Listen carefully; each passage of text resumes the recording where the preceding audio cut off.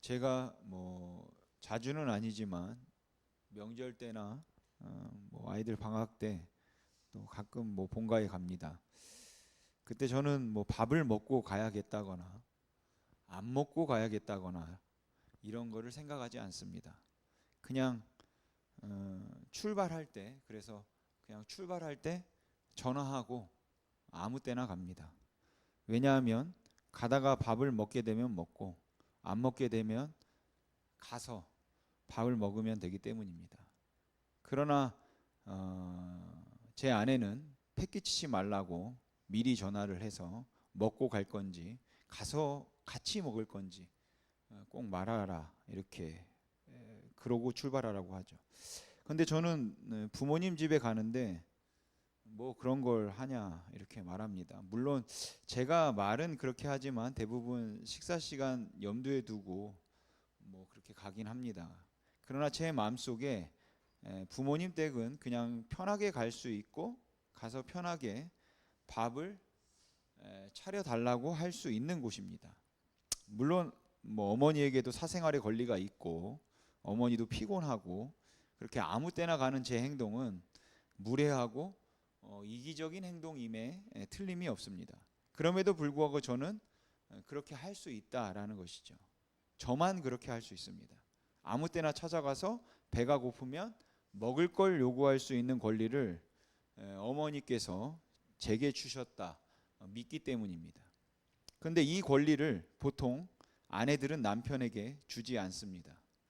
이건 단순히 저녁 6시가 넘어서 집에 들어가 밥 차려고 달라고 했다가 온몸에 피멍이 들도록 맞았다든지, 아니면 은퇴하고 난 후에 집에서 하루 한 끼 이상을 먹었다가 프라이팬으로 머리를 맞았다는 그런 이야기를 말씀드리는 게 아닙니다. 과연 아내에게 밥을 차려달라고 요구할 수 있는 권리가 남편에게 주어졌는가, 그리고 그 권리를 아내는 남편에게 주었는가 하는 것인데, 제가 생각하기에 대부분은 아내가 그 권리를 남편에게 주지 않습니다.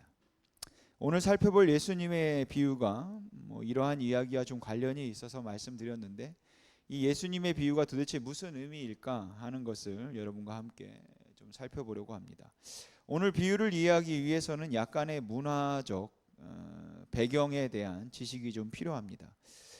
팔레스타인 지방에서는 그 더운 날씨 때문에 사람들이 낮에는 여행을 제대로 하지 못하고 해가 진 다음에 보통 여행을 시작했습니다. 그렇게 해가 지고 난 다음에 여행을 하다 보면 밤 늦은 시간이 되어서야 아는 사람이 살고 있는 마을에 도달하게 되고, 그래서 때로는 아주 늦은 시간에 도착해서 그 마을 사람들에게 숙식을 제공받아야 하는 그런 상황들이 종종 있었습니다.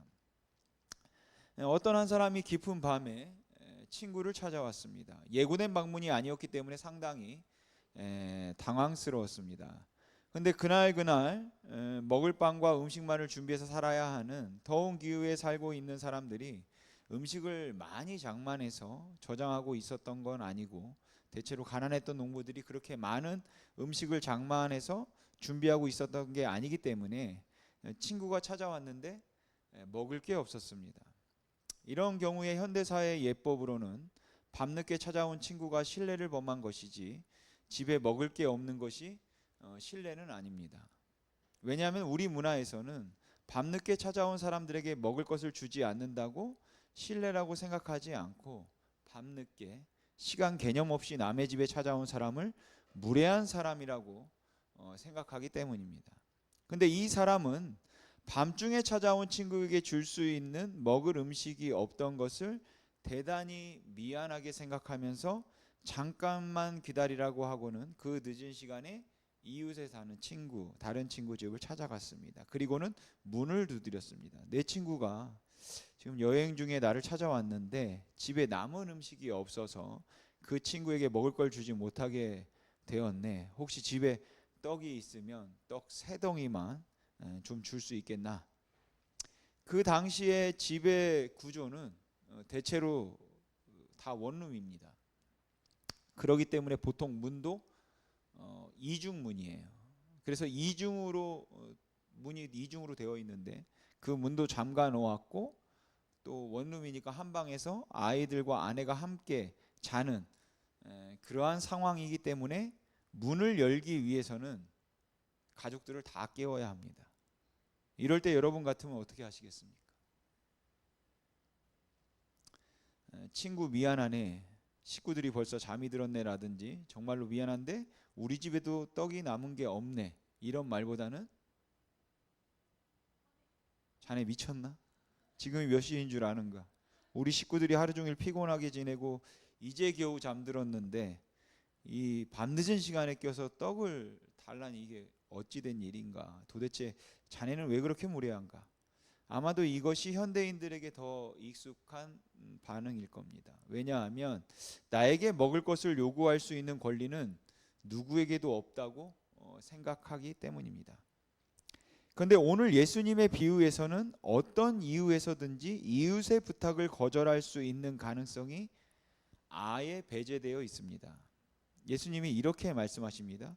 그가 안에서 대답하여 이르되 나를 괴롭게 하지 말라. 문이 이미 닫혔고 아이들이 나와 함께 침실에 누웠으니 일어나 내게 줄 수가 없노라 하겠느냐?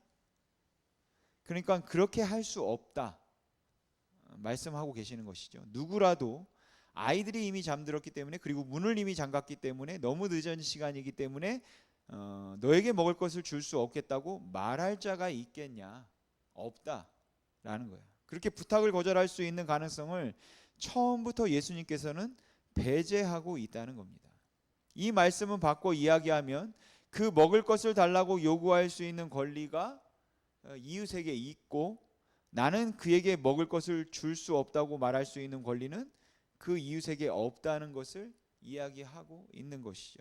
비록 밤 12시에 왔다고 해도, 가족들이 다 깊은 잠에 들었다 해도, 그런 부탁을 받으면 당연히 일어나서 떡을 주는 것이 당연하고 있을 수도 없는 일이라는 것을 예수님께서 전제하고 있는 겁니다.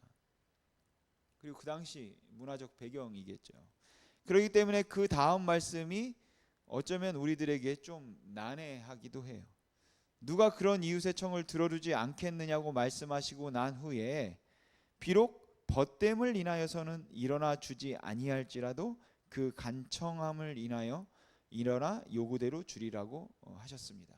간청함, 간절하게 청하다라겠죠.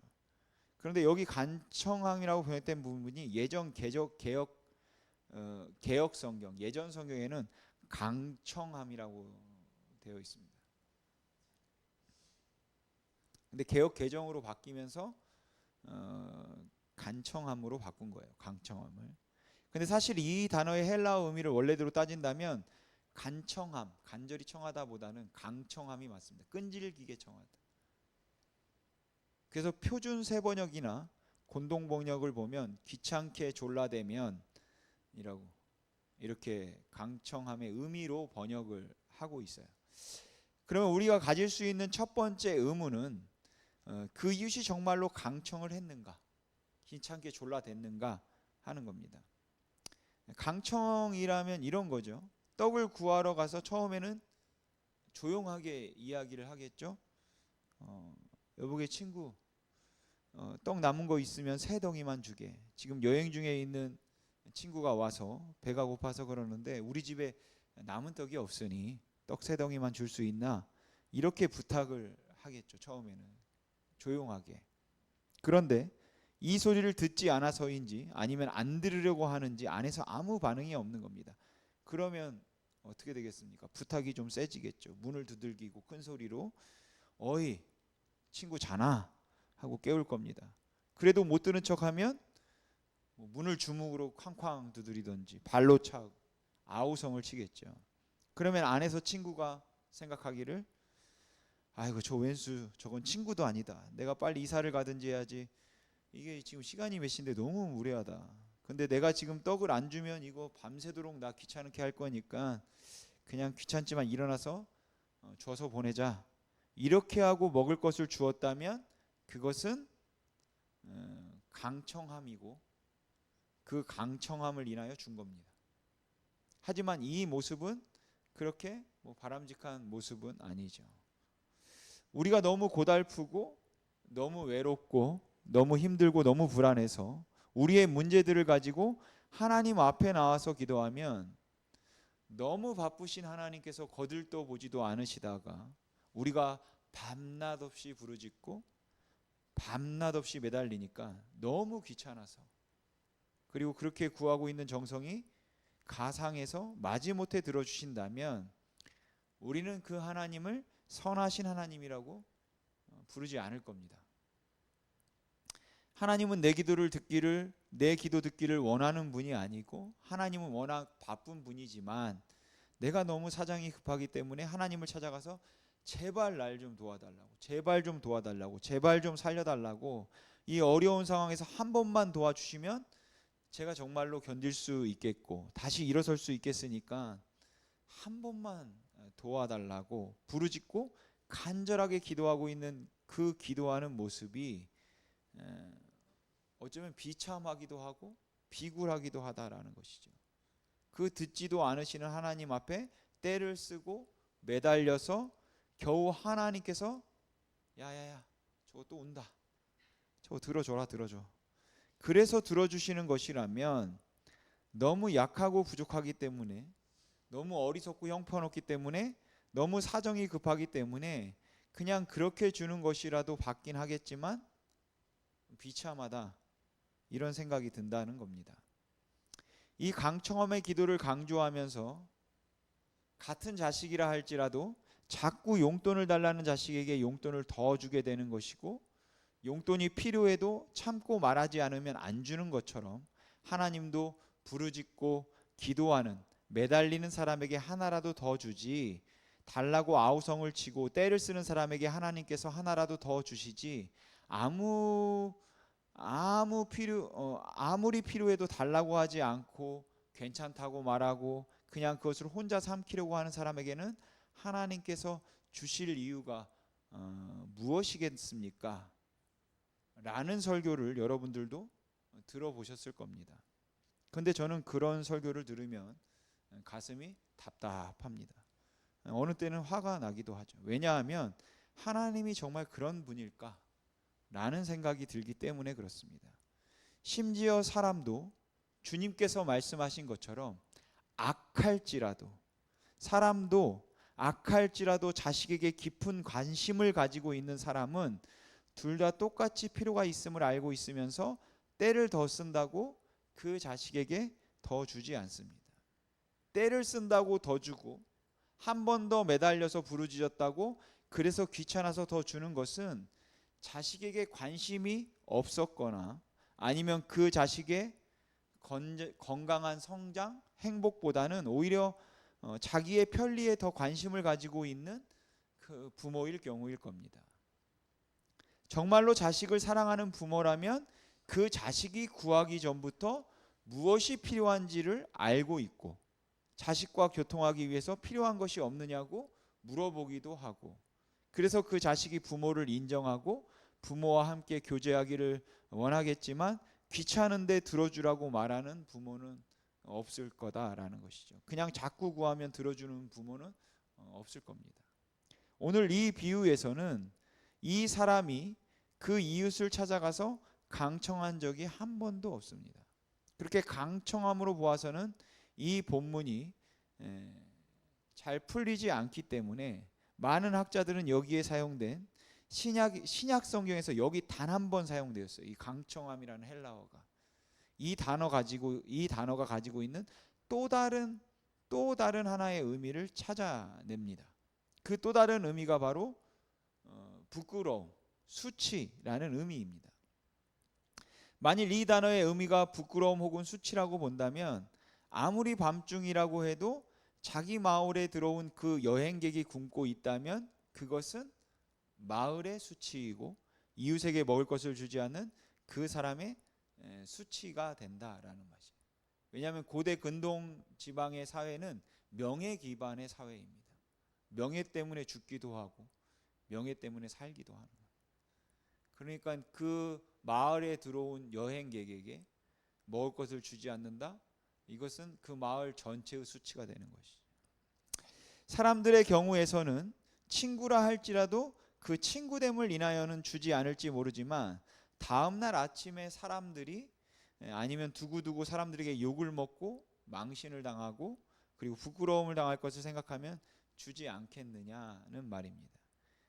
여기에 사용된 헬라어 단어가 수치를 의미하든지 아니면은 그것이 강청함을 의미하든지, 제가 생각할 때 예수님이 말씀하시려고 하는 의도는 결국은 같은 거라고 생각합니다. 이 비유의 핵심은 누구에게 권리가 있는가 하는 겁니다. 그것을 요구할 수 있는 권리가 이 사람에게 있는가, 아니면 그것을 거절할 수 있는 권리가 나에게 있는가 하는 것이죠. 그러니까 배고픈 가운데서 여행을 하다가 겨우겨우 그 마을을 찾아와서 같은 동족의 집 문을 두들기고 내가 배가 고파 죽게 생겼는데 나에게 먹을 것을 달라고 말할 수 있는 권리가 있느냐. 이웃이 아니라 친척이라 할지라도 내 것은 내 것이기 때문에 내 것을 누구라도 달라고 말할 수 있는 권리가 없다고 말해야 되느냐라는 것이에요. 근데 당시 유대인들의 풍습이나 예수님 당시 그 문화에서 볼 때는 배고픈 객이 찾아와서 밤 12시, 새벽 1시, 2시라도 문을 두들기고 나 너무 배고프다, 나 굶어 죽겠다고 말하면 이웃을 찾아가서라도 그 이웃 사람의 떡이라도 가져다 주어야 할 만한 권리가 그 사람들에게 있었기 때문에 예수님은 말씀하시기를 다 잠들었다 해도 문이 잠겼다고 해서 먹을 것을 주지 않을 자가 있겠냐, 이렇게 말씀하신 것입니다. 내가 그걸 줄 수 있는 권리, 아니면 요구할 수 있는 권리는 바로 그 친구에게 주어졌다는 것을 전제하고, 요구할 수 있는 권리가 있다라는 것을 전제하고 하시는 말씀인 것이에요. 그것을 하지 않으면 부끄러움을 당한다, 수치를 당한다라는 것이죠. 예수님께서는 이 비유를 말씀하시면서 우리에게 필요를 구할 수 있는 권리를 주셨음을 강조하고 계시는 겁니다. 오늘 본문 바로 앞을 보면 어떤 말씀이 나오냐면, 제자들이 예수님을 찾아와서 주님, 우리들에게 기도를 가르쳐 주십시오 라고 부탁을 합니다. 왜냐하면 바리새인들도 기도를 가르쳐 주고 있었고, 서기관들도 기도를 가르쳐 주고 있었고, 세례 요한도 기도를 가르쳐 주어서 그들의 제자들은 기도를 정말 잘했기 때문입니다. 그런데 자기들에게 예수님께서는 한 번도 기도를 가르쳐 주신 적이 없었어요. 그래서 예수님께 요청하기를 우리에게 기도를 가르쳐 주십시오 라고 요청을 했고, 예수님께서는 기도를 가르쳐 달라고 하는 그들에게 우리가 아는 주기도문을 말씀하시고 난 후에 바로 이어서 이 비유를 말씀하셨습니다. 그리고 이 비유를 말씀하시면서 구하라 주실 것이요, 찾으라 얻을 것이요, 두드리라 그리하면 열릴 것이니 너희가 악한 아비라 할지라도 자식의 좋은 것을 줄 줄 알거든 하물며 하늘에 계신 너희 아버지께서 너희에게 성령을 주시지 않겠느냐 라는 이 약속의 말씀을 예수님께서 하셨습니다. 여러분, 제자들이 기도를 가르쳐 달라고 말한 이유는 무엇일까요? 왜 기도를 가르쳐 달라고 했을까요? 그들에게 있어서 기도는 의무였습니다. 그들에게 있어서 기도라고 하는 것은 바로 하나님의 은혜와 복을 받을 수 있는 수단이었습니다.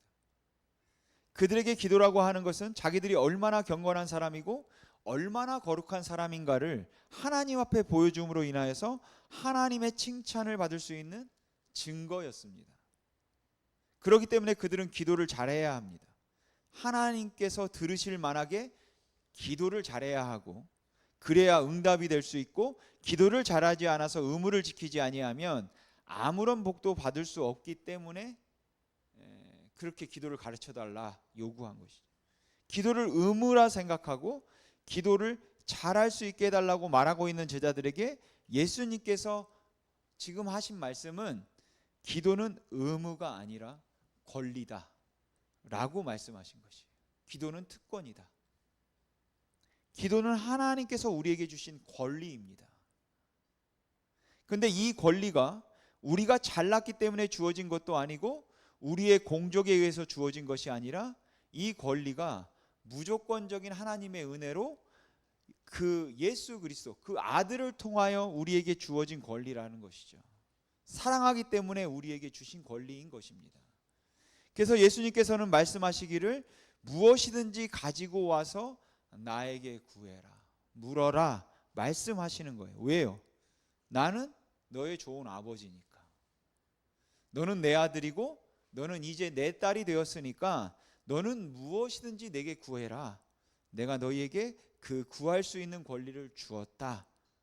이게 기도입니다.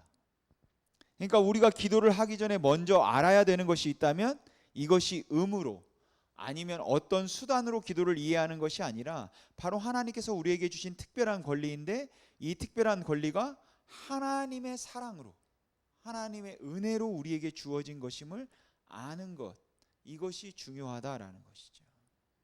설교 서두에서 말씀드렸지만 저는 저희 부모님 댁에 갈 때 출발할 때 전화하고 아무 때나 간다고 말씀드렸습니다. 근데 어떤 때는 엄마 그냥 가다가 상황 봐서 휴게소 안 들리고 가 그럽니다. 무슨 말입니까? 이 말은 빨리 가겠다는 그런 의미가 아니라 가서 밥을 먹을 거야, 밥 좀 차려주십시오, 뭐 그런 의미죠. 얼마나 이기적입니까? 물론 제 아내가 옆에 있을 때면 제 말이 끝나자마자 간단히 뭐 먹고 들어갈게요 그럽니다. 그러나 저는 그냥 아무 생각 없이 그렇게 말합니다. 왜냐하면 저희 어머니께서 배고프면 언제든지 말하라는 특권을 저에게 주셨다 믿기 때문입니다. 물론 항상 제가 원하는 대로 뭐 다 해주지는 않으실 겁니다. 뭐 간단히 먹을 수도 있고 아니면 해결하고 오라고 말씀하실 수도 있겠죠. 하지만 어머니께서 제게 주신 특권은 무엇이든지 구하면 구한 것을 다 얻을 것이라는 소원 성취의 권리가 아니라 자유롭고 편하게 먹고 싶을 때 항상 이야기할 수 있는 요청의 권리, 요구의 권리입니다. 이 요구의 권리를 저에게는 아무런 자격이 없음에도 불구하고 그냥 자식으로 태어나서 자식이기 때문에 주신 권리입니다. 이 권리가 바로 기도입니다. 하나님께서 우리에게 기도하라고 말씀하실 때 무엇이든지 구하라는 것은 소원 성취의 비결이나 방법을 말씀하시는 것도 아닌 것이고, 우리의 의무를 다함으로 얻어낼 수 있는 우리의 권리를 말씀하고 계신 것이 아니라 취득되는 권리를 말씀하고 계신 것이 아니라 내가 너를 아들 삼았으니까, 딸 삼았으니까 무엇이든지 네가 필요한 것은 나에게 구하라 말씀하시는 요청의 권리, 요구의 권리를 그 사랑하는 자녀들에게 특권으로 여러분 주셨다는 것입니다. 그래서 예수님께서는 말씀하시기를 어떤 사람이 친구가 먹을 것이 필요하다고 구하는데 일어나 주지 않을 자가 있겠느냐? 이와 같이 하늘에 계신 너희 아버지께서 구하는 자에게 좋은 것을 주시지 않겠느냐? 그게 우리에게 주어진 권리입니다. 물론 그 가장 좋은 것은 오늘 본문의 성령이다라고 말씀하고 있습니다. 사랑하는 성도 여러분, 여러분들이 하나님 앞에 구할 때 어려운 것들, 힘든 것들 무엇이든지 구하기 바랍니다. 근데 어떤 분들은 말씀하시기를 제가 너무 부족한데 기도도 할 줄 모르는 사람인데 하나님께서 내 기도를 들어주실까요? 나같이 허물이 많은 사람의 기도를 해도, 사람이 기도를 해도 하나님께서 기억하실까요?